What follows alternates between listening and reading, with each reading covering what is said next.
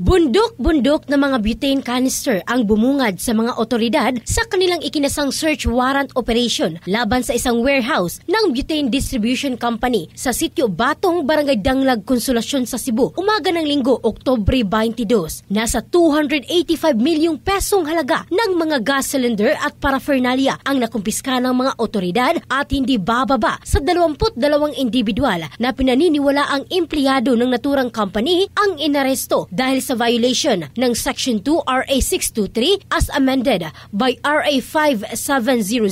Isinagawa ng mga operatiba ng Criminal Investigation and Detection Group, Anti-Fraud and Commercial Crimes Unit at CIDG-7 ang nasabing operasyon bilang bahagi ng implementasyon ng CIDG sa kanilang flagship program na Uplan Ligas. Ayon kay Police Colonel Bernard Lau, pinuno ng CIDG-AFCO, inilagay nila sa ilalim ng 3 linggong surveillance ang warehouse matapos silang makatanggap ng reklamo mula sa mga pribadong complainant. Sinabi niya na ang nirondang kumpanya ay nag-iimbak ng mga canister na pag-aari ng kanilang mga kakompetensya sa halip na iswap ito pabalik sa kanila. Ang bahaging ito ay hatid ng Drive Max Adult Herbal Capsule, lalaking laging umaangat in the heart of changing lives. Ito si Michelle Craste ng Brigada News Philippines, The Music and News Authority.